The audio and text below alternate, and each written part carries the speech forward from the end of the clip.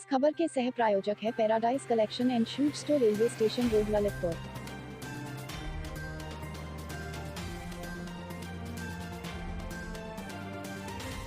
इस खबर की सह प्रायोजक Sanskar valley academy school, Mahroni road, Masaura Kala, Lalitpur.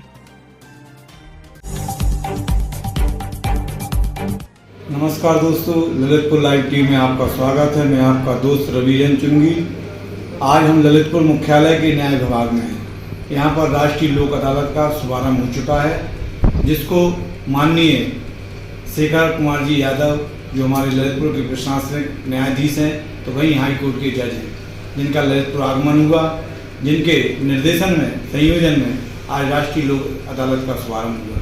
इस राष्ट्रीय लोक अदालत में सैकड़ों फरियादी आज दूर दराज से, ग्रामीण अंचल से, इस बुंदेलखंड के अति पिछड़े क्षेत्र ललितपुर के उस कोने कोने से आए हुए हैं, जहां से 70 किलोमीटर से 80 किलोमीटर का दायरा सफ़र पड़ता है। यहाँ पर फरियादियों का जमघट लगा है और वह इस उम्मीद और आशा की किरण लेकर आए हैं कि आज उनके साथ न्याय होगा, और उनकी उम्मीद और आशा की किरण को लेकर न्याय विभाग पूरी तरह से तत्पर है। राष्ट्रीय लोक अदालत के माध्यम से सुलह समझौते होते हैं, फरियादी आते हैं, जब दोनों पक्ष पूर्णतः तैयार हो जाते हैं तो राष्ट्रीय लोक अदालत में उनके फरियादियों को रखा जाता है, उनकी शिकायत को रखा जाता है, उनके मसले को रखा जाता है और उस पर शुरू हो जाता है उम्मीद की किरण को सत्तात्मक रचनात्मक स्थिति के तहत सुलह समझौते के रूप में बदलने के लिए। आज हमारे साथ राष्ट्रीय लोक अदालत के अंतर्गत हम डॉक्टर सुनील कुमार जी, जो हमारे सिविल जज डिवीजन हैं, वहीं जिला विधिक सेवा प्राधिकरण के सचिव हैं। मैं उनसे जानना चाहता हूं कि राष्ट्रीय लोक अदालत का मायने क्या है और किस तरीके से यहाँ के फरियादियों को उनसे राष्ट्रीय लोक अदालत के माध्यम से लाभ मिलता है। सर बताएं कि राष्ट्रीय लोक अदालत का क्या मायने हैं और फरियादियों को किस तरह से लाभ मिलता है, और फरियादियों को न्याय विभाग में आने के पूर्व क्या प्रोसीजर, क्या क्रियाएं निपटाना पड़ती है। देखिए, लोक अदालत हम जिला लेवल पे लगाते हैं, लोक अदालत हम स्टेट लेवल पे लगाते हैं और राष्ट्रीय लेवल पे भी लगाते हैं। तो आज जो लोक अदालत लग रही है वो पूरे कंट्री में, पूरे देश में लग रही है, सारी तहसीलों में लग रही है। इसका नाम राष्ट्रीय लोक जी जी। तो और लोक अदालतों में हम जो है शमनीय वाद जो होते हैं आपराधिक प्रकृति के, उनको लेते हैं। कंपाउंडेबल ऑफेंसेस होते हैं जिनमें सुलह हो सकता है दोनों पक्षों के बीच में। कुछ ऐसे अपराध हैं जिनमें की सुलह नहीं हो सकता है, लेकिन जो कंपाउंडेबल ऑफेंसेस हैं वो हम आज लेते हैं, या ऐसे वाद लेते हैं जिसमें जुर्म स्वीकार हो रहा है।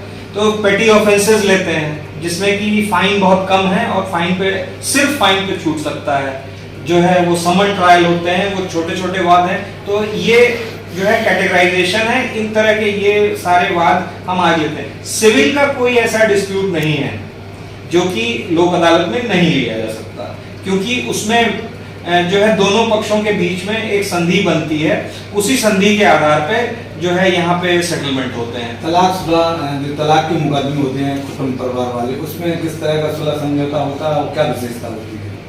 देखिए, वो जो पारिवारिक जो विदाई के वाद होते हैं, या जिसमें हस्बैंड वाइफ दोनों तैयार हो जा रहे हैं, वो वाद होते हैं।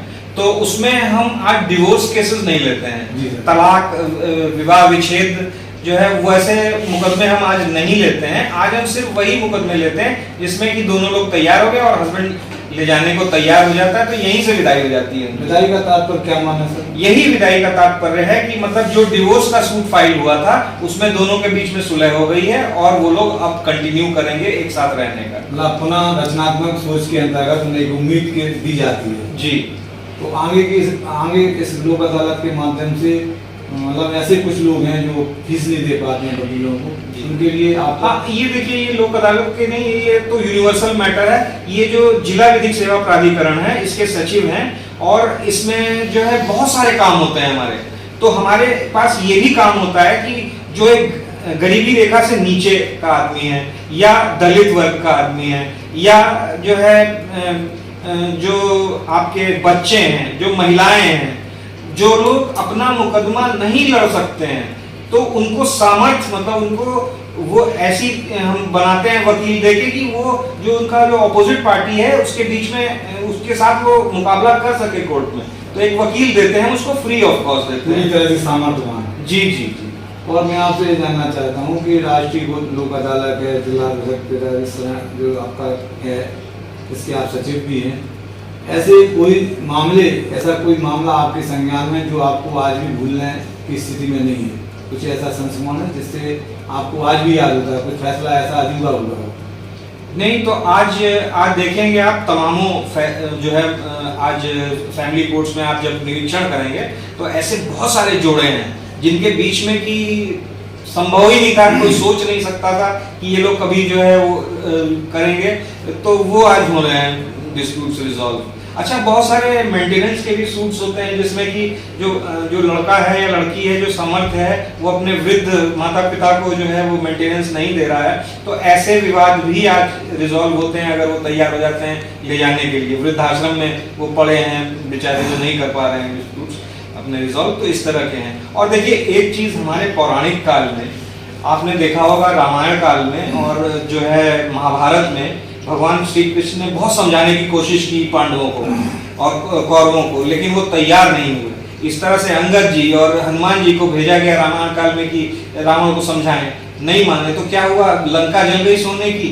और आपके महाभारत में कितने लोग हलाक हुए, कितने लोग मरे, कितनी तबाही हुई। तो कहने का मतलब ये है कि जो है अगर हम सुलह कर लें, अगर हम बीच में एक सुलह राजीनामा बनवा लें, हमारे पास ट्रेंड जो है मीडिएटर्स हैं, कंसिलिएटर्स हैं, आर्बिट्रेटर्स हैं, पैरालीगल वॉलंटियर्स हैं, पैनल लॉयर्स हैं, इनकी मदद लेके जो एक्सपीरियंस है, बस एक यही एक एक्सपीरियंस होता है कि वो जो ट्रीटी, वो जो संधि है उसको ड्राफ्ट कैसे करें। दोनों पक्षों में अगर कोई एक पक्ष तैयार नहीं है तो इस तरह से स्थिति में आपका विभाग किस तरह से उन्हें मोटिवेट करता है?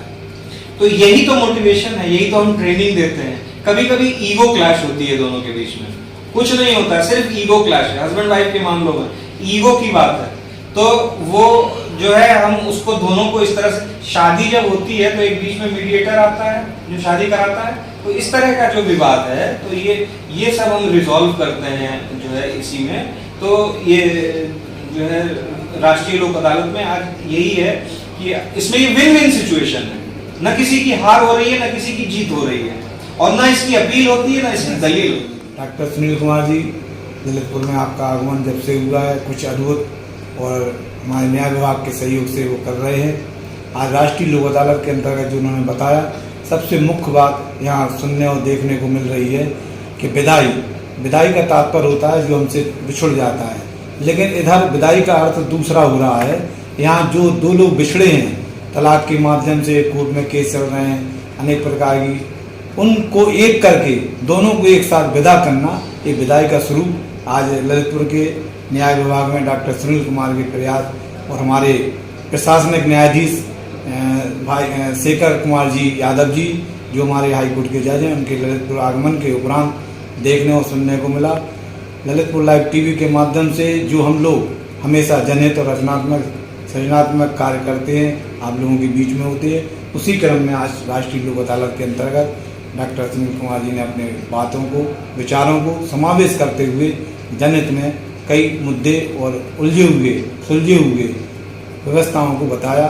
ललितपुर लाइव टीवी से मनोज जैन के साथ, पंकज जायसवाल के साथ रवि चुनगी। राष्ट्रीय लोक अदालत पूरे देश भर में की अदालतें चल रही हैं, और उसके पीछे जो मंशा है, जो मैंने अभी बताया कि न्याय सुलभ रूप से कैसे गरीबों तक पहुंच सकता है, ये हमारे पुराने सीनियर्स ने भी इस कंसेप्ट को समझा कि आज आने वाले समय पर हमारा नीचे का तबका है, नीचे का तबका का मतलब जो लास्ट सीढ़ी है, वहाँ तक न्याय कैसे पहुँच सके, क्योंकि जो गरीब है उसके पास उतने पैसे नहीं हैं कि वो वकीलों को दे सके, अदालत में जो कुछ कोर्ट फीस के नाम पर आता है उसको बियर कर सके।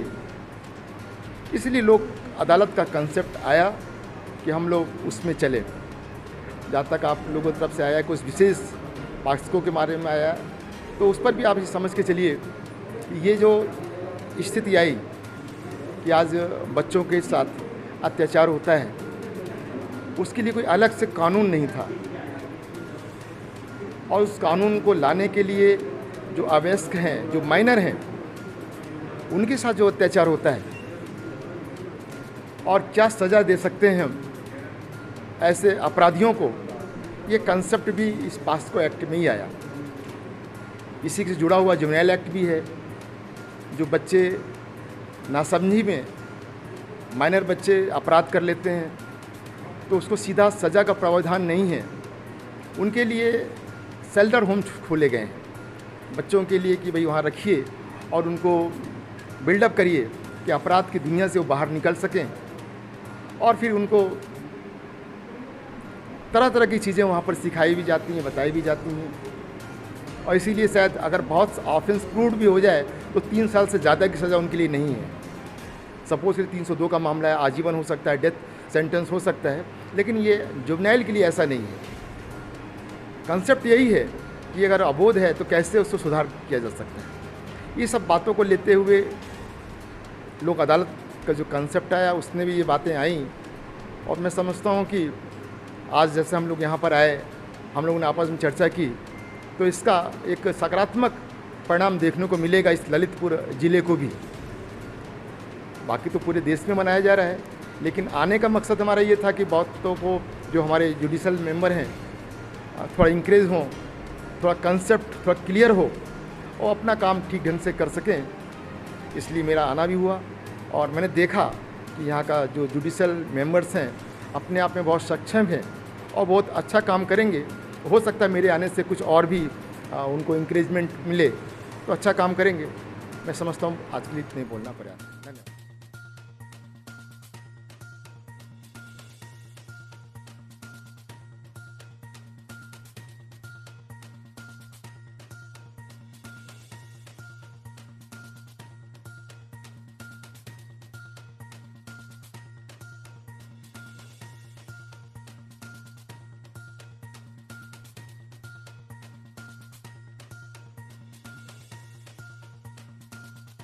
Subscribe now and press the bell icon.